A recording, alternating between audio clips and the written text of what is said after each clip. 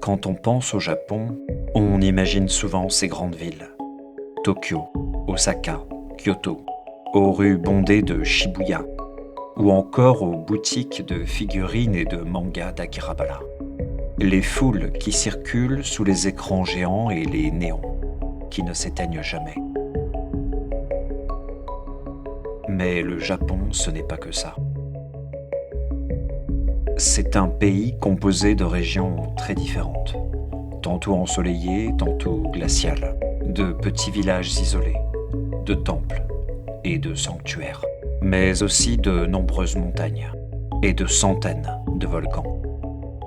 À leurs pieds s'étendent souvent des forêts anciennes, où le temps semble ralentir.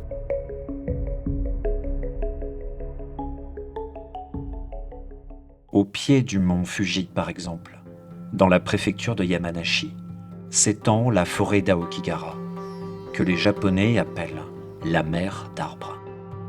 Cette forêt s'est développée sur un sol volcanique, issu d'anciennes coulées de lave du mont Fuji. Le sol est dur, irrégulier, creusé parfois de cavités naturelles invisibles sous la végétation. Les racines des arbres ne peuvent pas s'y enfoncer profondément, alors elles s'étendent en surface, s'entrelacent, se superposent, créant un relief instable, dangereux et chaotique. La végétation est dense, et chaque pas demande une attention particulière. À mesure que l'on s'enfonce dans la forêt, la lumière se fait plus rare, et nos repères disparaissent progressivement.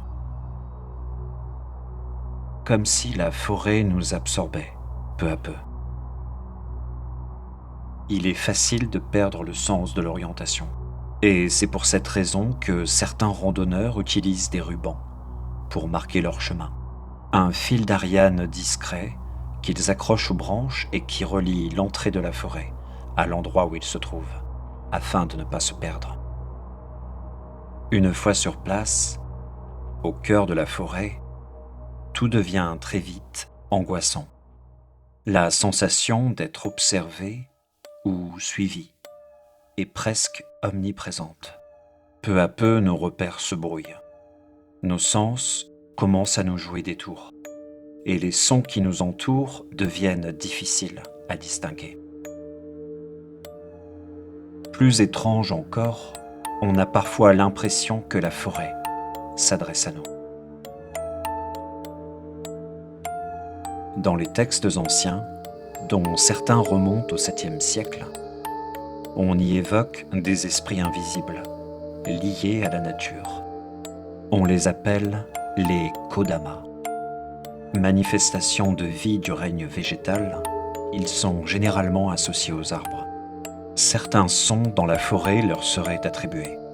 Ils feraient même des bruits en réponse à ce que nous disons.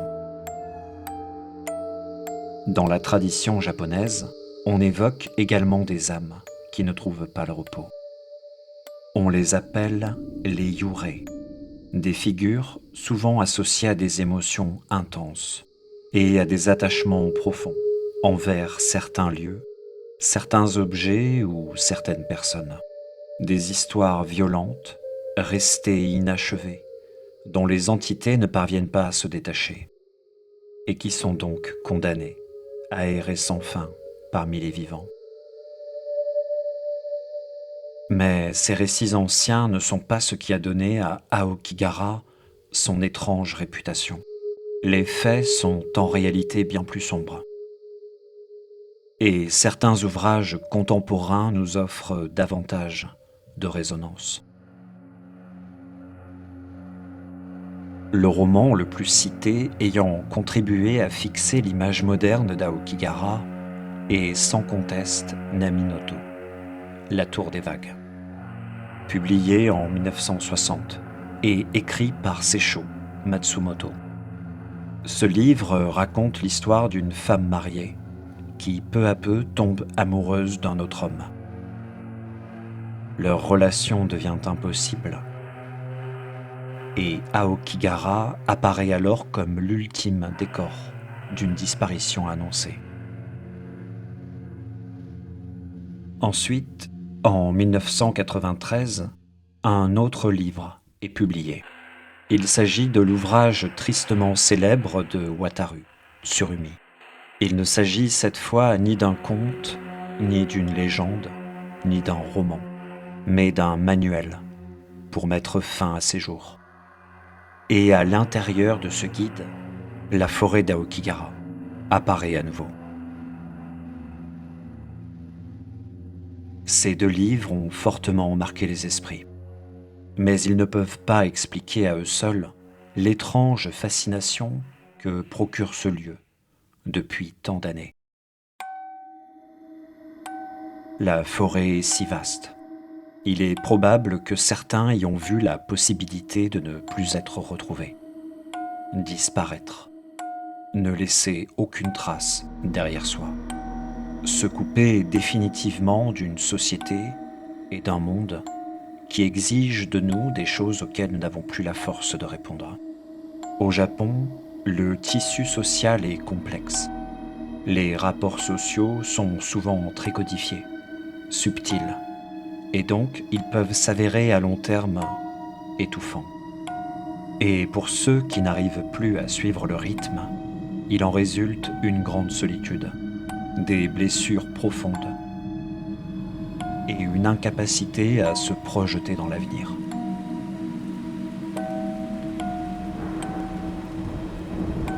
On aimerait bien sûr pouvoir réparer ceux qui souffrent, comme on répare les objets brisés dans l'art du kintsugi.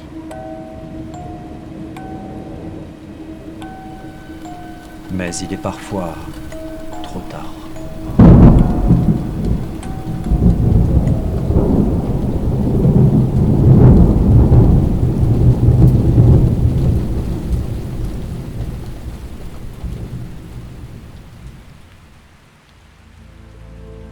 Pendant des années, les autorités japonaises ont comptabilisé les corps retrouvés dans la forêt. Plusieurs centaines depuis les années 50. En 2010, face à l'ampleur du phénomène, la préfecture de Yamanashi a même cessé d'en publier les chiffres et a décidé de ne plus communiquer sur ce sujet. Au croisement des légendes anciennes et des tragédies humaines, cette forêt en dit peut-être moins sur elle-même que sur ceux qui la traversent. Elle n'est peut-être au fond qu'un grand miroir, où chacun y voit le reflet de ses propres questions, blessures ou inquiétudes. Et si elle nous laisse parfois entrevoir ces fantômes, elle révèle sans doute davantage ceux qui se cachent au fond de nous.